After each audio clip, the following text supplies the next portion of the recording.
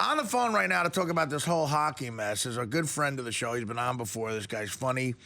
He's a Philadelphia icon. Please welcome former NHL defenseman and now a color commentary legend, Chris Therien. Chris, how are you?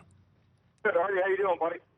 Good. Hey, so explain to me this whole hockey thing. Do they have this figured out? Now, I'm not a hockey guy. I don't know much about it, but hockey, I got to tell you, I went to a Game 7 last spring between the Rangers and the Capitals, and I never saw such excitement in my life. And I said to myself, now's the time where hockey's got to attack the country, stay in the public eye, and get more popular. And they go and they have this stoppage of work.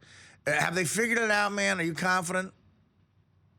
Yeah, we're back playing, and of course, doing the Flyers games. We finished up against the Devils tonight up in the Rock in Newark, and we lost our third straight. So bad start, but in terms of figuring out exactly what's gone on with that work stoppage, if it's again a money fight, it happens in big business, and they've resolved it for at least another 8 or 10 years.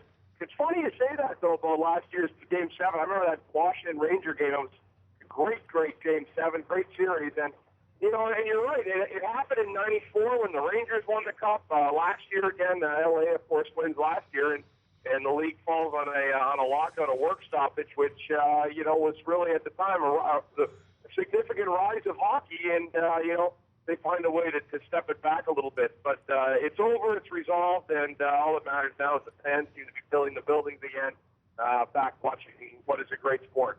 Yeah. Great sport live. Sure. It is great, absolutely. Chris, have any themes emerged this early in the season? I mean, I remember doing the NBA last year. You saw some sloppy play early on. In fact, you saw sloppy play all season long. With what we've seen in the short sample, in the small sample rather this year, have any themes sort of emerged about what this season might look like?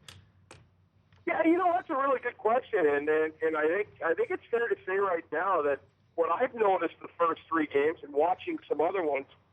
Quite frankly, is a lack of emotion, and this game is a very emotional game.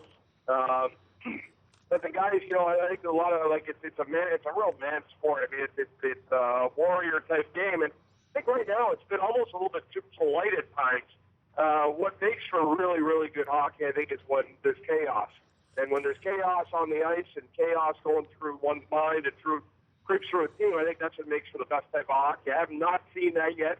So I guess the one thing is how long does the feel-in process go, and is that become a trend, like you say with the NBA last year? I hope not. I hope that the passion returns that you see in playoffs, because it is a very short schedule. To me, that's a bonus. I know the owners want their money through an 82-game season, but I love it when it's 48 games like this, because it should be balls out all the way right to the very end here. And I haven't seen that yet, but I do think it will come.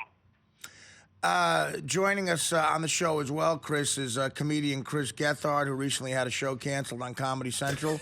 Chris, any questions? I guess here's a question, and I hope I don't offend. Why are Philly sports fans the way they are? Wow, interesting, offensive question. There. Well, he's a stand-up, Chris. So we've both been through a lot of hell down there in Philadelphia, city of supposedly brotherly love. But a good question: what do you think is wrong with those people? I feel like I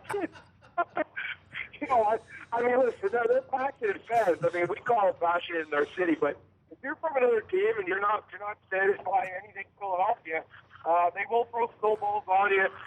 They will embarrass you. It's a great one, guys. I was going to a football game with my daughter. I think she was about 8 at the time. She's now 14, so I see the tickets to the Eagles game. I like to go down on Sundays. It worked out this year because of the work stoppage, so I was able to go to some games. So I just realized that they were just a pathetic football team and stopped going about halfway through. There's a lady getting off a bus. A bus came in from Green Bay, and I was walking into the building, the Lincoln Financial, and there was about 50 Eagles people standing around about a 65-year-old woman with a cheese head on. And they just started absolutely destroying her. Oh, God. And my 8-year-old daughter was looking like, that's not very nice, Dad. I said, you know what, that's Philly in a nutshell. They like their sports team. They'll take it out of the opposition and their fans, but they are passionate. They do love their sports fans.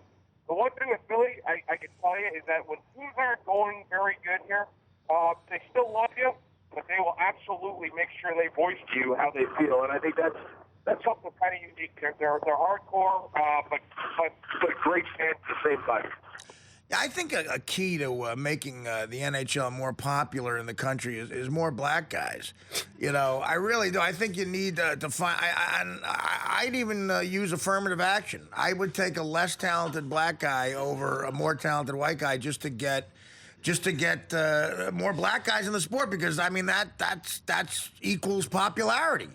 I mean, you know, listen, there were more black guys at the inauguration than there are in the NHL. And these are the sign of the times, okay? So, Chris, your thoughts?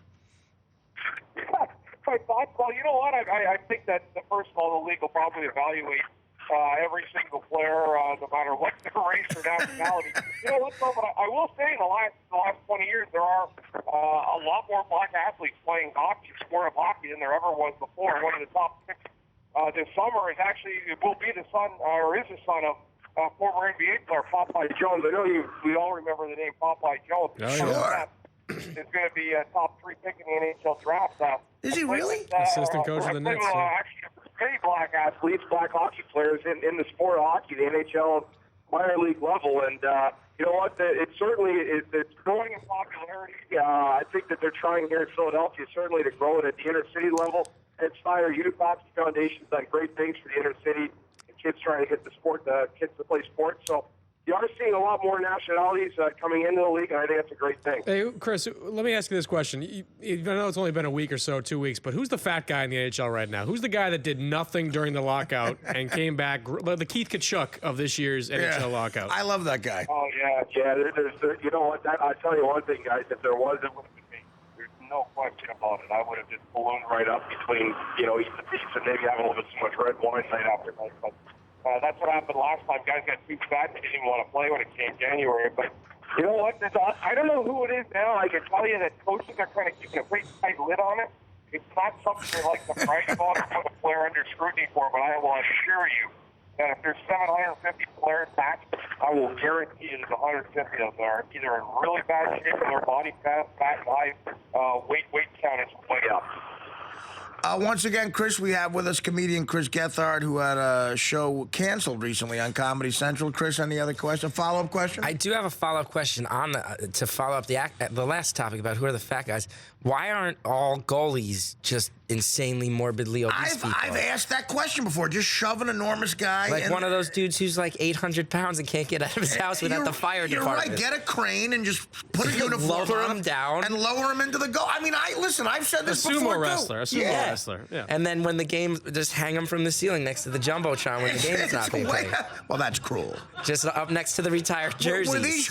Were these your ideas? Is that why the show was canceled? These are cruel ideas. They didn't take much input from me creatively, no. But that's an excellent point. I mean, it sounds funny, but if you think about it, just an enormous guy, and there are people who exist like that. Like, literally go to fat camps to recruit. Like one of those guys who gets so fat he has to call 911 and they have to knock his wall down. Like Walter Hudson, one of those guys, yeah. I mean, Chris, honestly, to me it sounds logical. Your thoughts? Yeah. You get a guy in there that's 800 or 1,000 pounds, guys, and he's basically skin up against the post, and you can't move him. I guess the only problem I can really see with that is getting him off the ice to get the Zamboni to run their ball. I got a solution. Just make the guy the Zamboni. You could make the guy the Zamboni. You could get a couple horses. And pull him with like a bucket of water coming off the back of him. You're right. When he's done, you know what, guys, it's a logical point. It's been thought of before.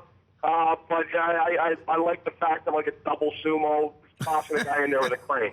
When he's done playing goalie, just put a couple of pads on him and wipe the ice with him. Yeah.